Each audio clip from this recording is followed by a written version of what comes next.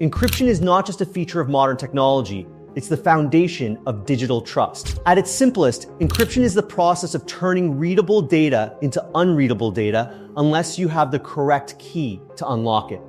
Readable data is called plaintext. Unreadable data is called ciphertext. The transformation from one to the other is what keeps information secure. Without the key, the data looks like random noise. With the key, it becomes meaningful again. That's the core idea. But the importance of encryption goes far beyond that simple definition. Because in a connected world, data is constantly moving. Between devices, across networks, through systems you don't control. And without protection, that data would be exposed at every step. Why encryption exists? Every time you use the internet, you are sending information. Sometimes it's harmless. Sometimes it's sensitive. Passwords, messages, bank details, personal data. That information doesn't travel directly from you to its destination in a straight protected line. It passes through multiple systems, routers, servers, networks owned by different organizations. At any point along that path, the data could be intercepted, not necessarily by a sophisticated attacker, but by anyone with access to the right position in the network. Without encryption, that data would be readable. Anyone intercepting it could see everything: usernames, passwords, private conversations, financial information. Encryption exists to prevent that. It ensures that even if data is intercepted, it cannot be understood. How encryption works at a high level. Encryption relies on algorithms and keys. An algorithm is a set of rules that transforms data. A key is a piece of information that controls that transformation. When you encrypt data, the algorithm uses the key to scramble it. When you decrypt data, the algorithm uses the key to reverse the process. Without the correct key, the data cannot be restored. This is what makes encryption effective. Not secrecy of the algorithm, but secrecy of the key. Modern encryption systems are designed so that even if someone knows the algorithm, they still cannot decrypt the data without the key. Symmetric encryption? Both ways. Symmetric encryption is the simplest form. It uses a single key for both encryption and decryption. The same key that locks the data is used to unlock it. This makes it fast and efficient, which is why it's widely used for encrypting large amounts of data. For example, file encryption, disk encryption, secure data storage. But there is a challenge. Both the sender and the receiver need the same key. So the question becomes, how do you share that key securely? If the key is intercepted during transmission, the encryption becomes useless because the attacker now has the key. This is known as the key distribution problem. Despite this limitation, symmetric encryption remains essential because of its speed and efficiency. Asymmetric encryption public and private keys. Asymmetric encryption solves the key distribution problem. Instead of one key, it uses two: a public key, a private key. These keys are mathematically related, but they are not the same.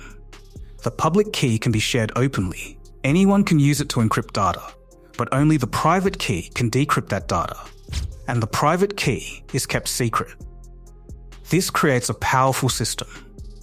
You can send secure data to someone without ever sharing a secret key beforehand. You simply use their public key. They use their private key to unlock it.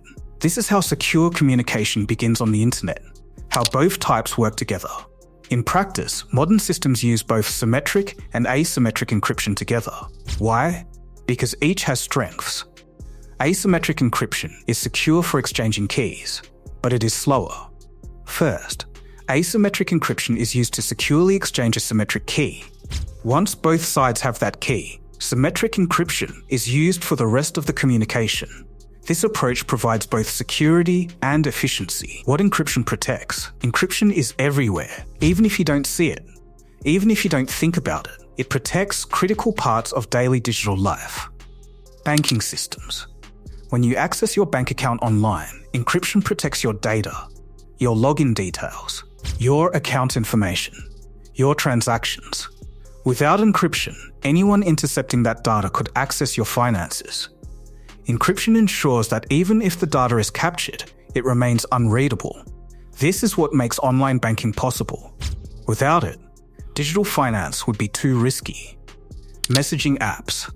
Modern messaging apps use encryption to protect conversations. In many cases, they use end-to-end encryption.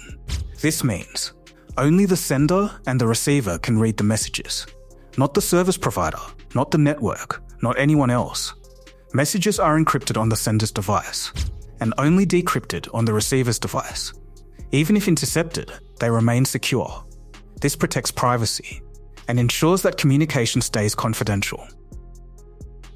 Secure websites. When you visit a secure website, your browser establishes an encrypted connection. You can recognize this by the HTTPs in the URL. The S stands for secure.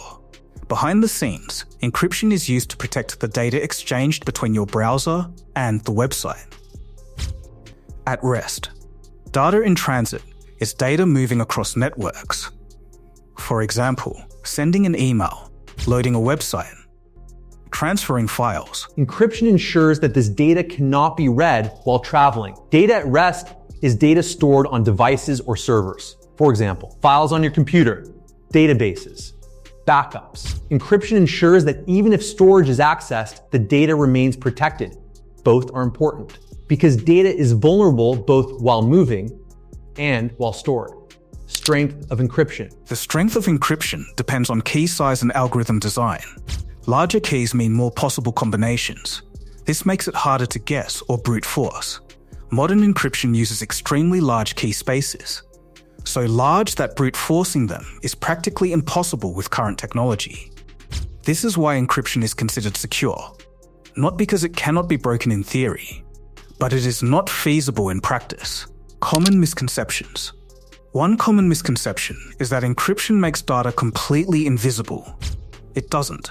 Encryption hides the content of data, but not always the existence of communication.